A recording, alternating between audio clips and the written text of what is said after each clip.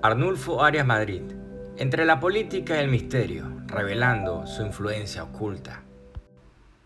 Arnulfo Arias Madrid fue un político panameño que desempeñó un papel importante en la historia política de Panamá durante el siglo XX. Nació el 15 de agosto de 1901 y falleció el 10 de agosto de 1988. El Dr. Madrid fue presidente de Panamá en 3 ocasiones no consecutivas: 1940, 49 y 68. Fue una figura controvertida y carismática en la política panameña.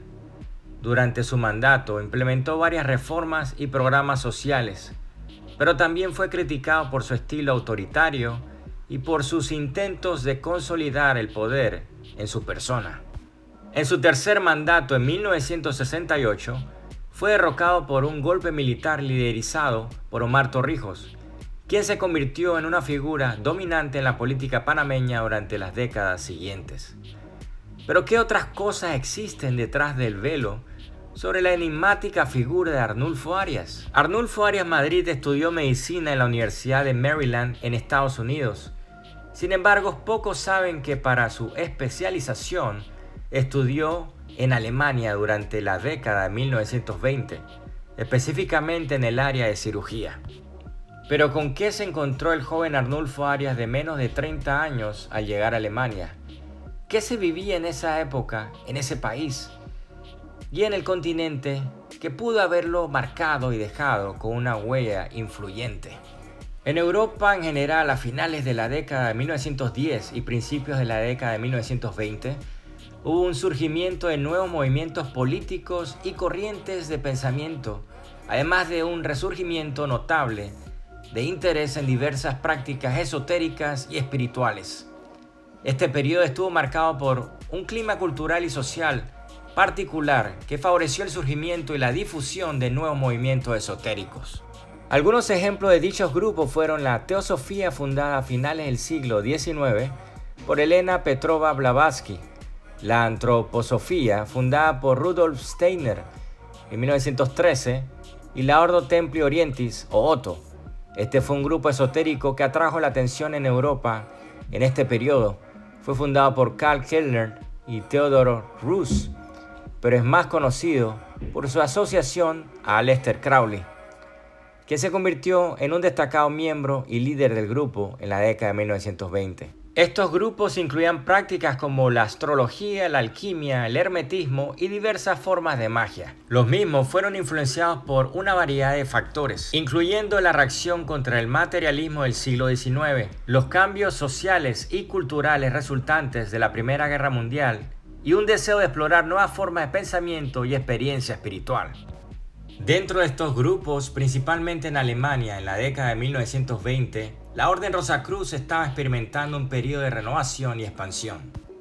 La Orden era una fraternidad esotérica que se remontaba a los movimientos místicos y alquímicos del Renacimiento, que experimentó un resurgimiento en interés y membresía durante este periodo, en parte debido al clima cultural y espiritual de la época.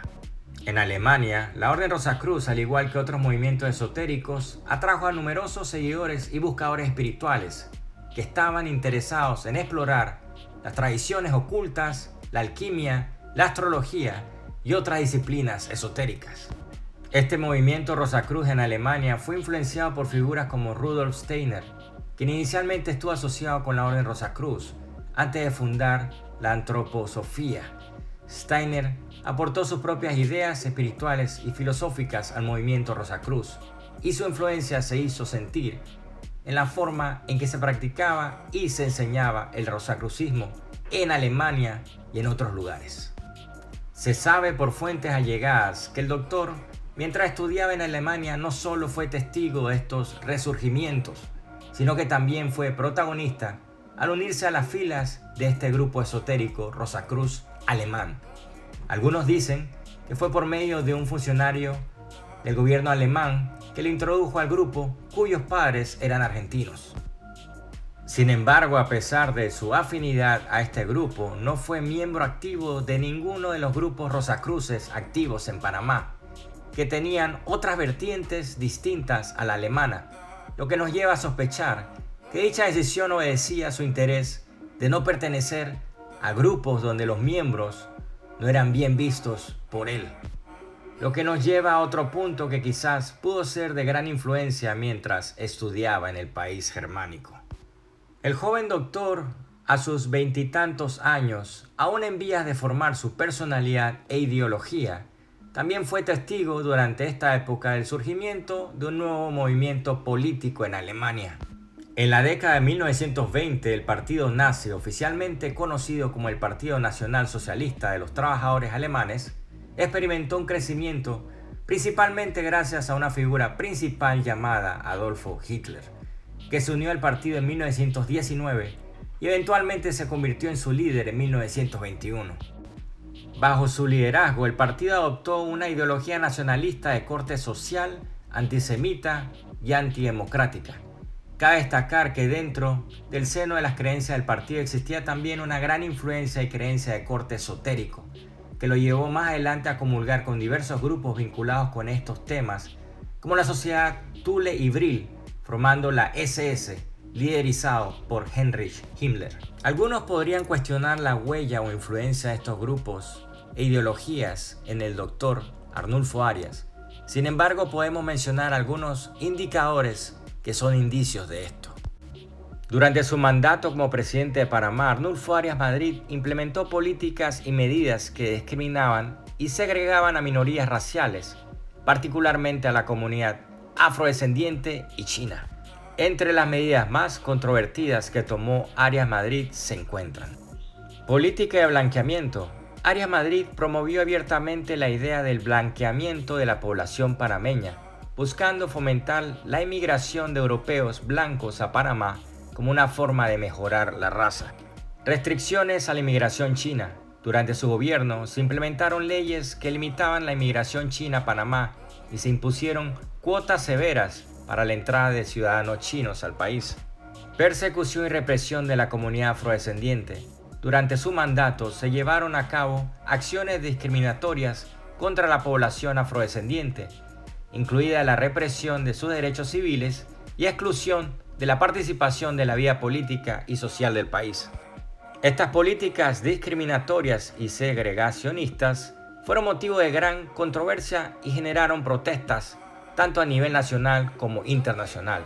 La presidencia de Arnulfo Arias Madrid estuvo marcada por su tendencia autoritaria y por medidas que limitaban los derechos y libertades de ciertos grupos étnicos y sociales de Panamá. Además, Arias Madrid, durante su primer mandato presidencial en 1940, implementó una serie de reformas sociales y económicas y la creación de la Caja de Seguro Social, que fue una de las principales iniciativas de su gobierno.